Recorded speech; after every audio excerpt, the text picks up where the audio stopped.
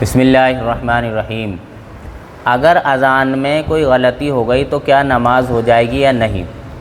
تو دوستو یہ بات سمجھیں کہ اگر اذان میں کوئی غلطی ہو گئی یا کوئی کلمہ چھوٹ گیا تو فوراً ہی اس غلطی کو صحیح کر لیا جائے، اس کلمے کو دوبارہ پڑھ لیا جائے۔ اذان شروع سے پڑھنے کی ضرورت نہیں ہے، اور اگر اذان پڑھ دی گئی تھی اس کے بعد یاد آیا تو اب یہ دیکھا جائے گا کہ نماز کا وقت ہے یا نہیں۔ نماز کا وقت ہے یعنی نماز نہیں ہوئی ہے تو پھر اذان کو دوبارہ پڑھا جائے گا، یعنی اذان دوبارہ پڑھیں۔ اور اگر نماز کا وقت ختم ہو چکا یعنی جماعت کی نماز ہو گئی ہے تو اب اس صورت میں اذان دوبارہ نہیں پڑھی جائے گی، کوئی کفارہ نہیں ہے، نماز ہو جائے گی۔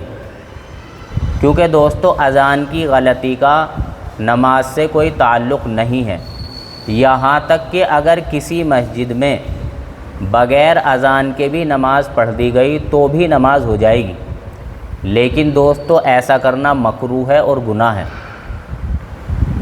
اگر تکبیر تحریمہ کہنے سے پہلے معلوم ہو گیا کہ اذان نہیں پڑھی گئی تو پہلے اذان پڑھی جائے گی، پھر اس کے بعد جماعت سے نماز پڑھی جائے گی۔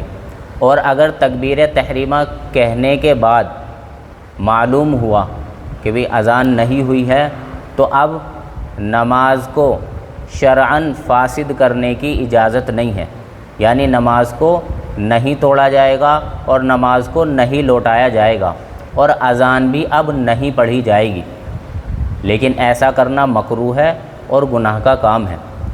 اور دوستو اذان سنت مؤکدہ ہے اور شعائر اسلام ہے، شعائر اسلام میں سے ہے، اس لیے فرض نمازوں کے لیے اذان کا اہتمام کرنا چاہیے۔